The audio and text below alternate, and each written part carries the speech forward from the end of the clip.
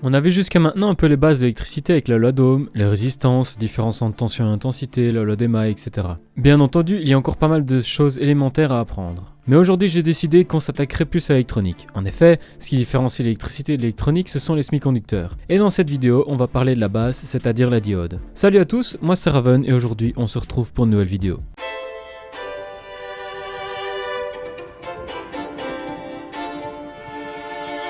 Avant d'aller plus loin dans les caractéristiques et explications du fonctionnement, on pourrait se demander dans quels appareils utilise-t-on une diode. La diode se retrouve dans tous les appareils électroniques de la vie quotidienne. Par exemple, dans un chargeur de smartphone, un ordinateur portable, un sèche-cheveux, un tourne-disque, une enceinte, une ampoule. J'aurais pu citer d'autres appareils comme les écrans, les caméras, les disques durs, les calculatrices. Bref, tout ce qui est électronique possède au moins une diode. Son nom vient du grec di pour deux et ode pour odos, donc deux chemins. Elle fait partie de la famille des semi-conducteurs, c'est-à-dire des composants possédant une résistivité se situant entre les conducteurs et l'isolant. La particularité de la diode vient du fait qu'elle ne laisse passer le courant que dans un seul sens. Dans les schémas, elle est représentée sous forme d'une flèche arrêtée par une barre. Elle se compose d'un matériau comme le silicium ou le germanium. Ces matériaux utilisés seuls ne fonctionnent pas très bien car ce sont des matériaux stables. Et pour faire circuler un courant, on va devoir utiliser des composants instables afin d'avoir un transfert d'électrons. C'est pour cela qu'on va le doper, c'est-à-dire le traiter, afin de lui donner d'un côté une partie plus négative, appelée N, et de l'autre une partie plus positive, appelée P. La partie N est constituée d'un surplus d'électrons et la partie P de trous dû au manque d'électrons. Entre les deux, une zone qu'on appelle la zone de jonction est l'endroit où le surplus d'électrons du matériau dopé N remplit le manque d'électrons du matériau dopé P. Le matériau étant stable, il n'y a pas de transfert d'électrons et donc pas de circulation de courant. Et qui dit pas de circulation de courant, dit isolant. Cette zone grandit d'autant plus lorsqu'on relie la connexion N de la diode au pôle positif d'une source de tension et lorsqu'on relie la connexion P de la diode au pôle négatif de cette même source de tension.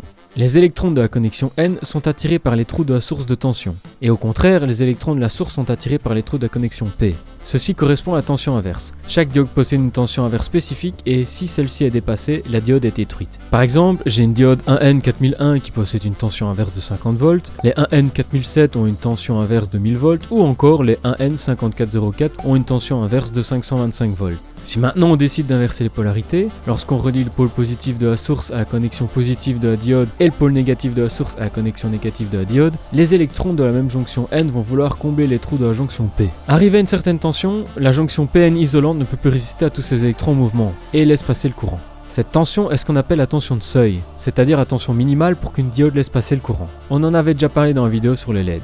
La tension de seuil d'une diode est plus faible et se situe plus vers environ 0,7 volts pour une diode au silicium. Bien entendu, il y a d'autres types de diodes avec des tensions de seuil différentes, mais celles au silicium sont les plus courantes. Il ne faudra pas oublier de prendre en compte cette tension lors de nos calculs car elle implique une chute de tension qui s'additionne si on les met en série. Par exemple, on utilise une diode et une tension de seuil d'environ 0,7 volts avec une résistance de 100 ohms en série. Si on applique une tension de 5 volts aux bornes, il y a une chute de plus ou moins 0,7 volts à cause de la diode, ce qui donne une tension de 4,23 volts aux bornes de la résistance. Si on en met deux en série, on obtient une chute de 1,52 volts, ce qui donne une tension de 3,48 volts aux bornes de la résistance. Et si on en met 3 en série, on constate une chute de 2,25 volts, ce qui donne une tension de 2,75 volts aux bornes de la résistance. Si je décide d'appliquer une tension de 0,5 volts, la diode n'est pas passante. Que ce soit en composant traversant ou bien en composant de surface, la diode étant un composant polarisé, il faut la connecter correctement. Pour cela, la plupart du temps, les constructeurs ont pensé une marque désignant le côté négatif. Une fois repérée, il ne reste plus qu'à la mettre dans le bon sens.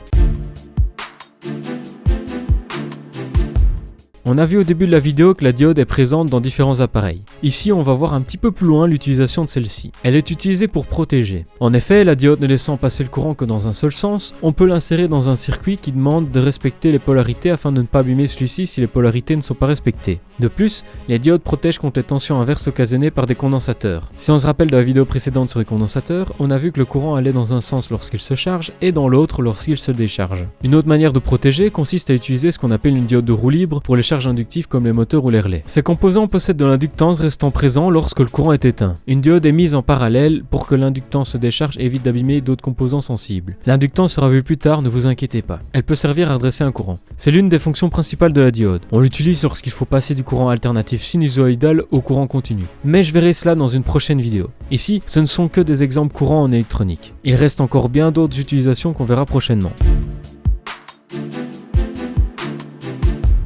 Il existe beaucoup de diodes avec des caractéristiques différentes comme la tension inverse, la tension de seuil, l'intensité. Il faut veiller à choisir celle convenant le mieux à l'utilisation de notre circuit. Un exemple de diode que vous retrouverez régulièrement dans les schémas provient de la série 1N4 3xX comme la 1N4007 ou bien de la série 1N54XX comme la 1N5408. Pour résumer, une diode laisse passer le courant dans le sens direct, elle bloque en sens inverse, elle possède une tension de seuil qui est la tension minimum pour qu'elle soit passante, la diode possède une tension maximale inverse à respecter, il y a une chute de tension due à la diode, lorsqu'on la branche il faut faire attention à la polarité qui est généralement indiquée sur le boîtier, elle est utilisée pour diverses applications comme protection, référence, redressement des trompeurs, et elles sont produites par série comme par exemple la série 1N 3xX et 1N54XX. Voilà, c'est la fin de la vidéo. Si elle vous a plu, n'hésitez pas à aller voir les autres, n'oubliez pas de laisser un pouce bleu, un commentaire et surtout à partager la vidéo. Moi je vous dis à la prochaine et d'ici là, portez-vous bien.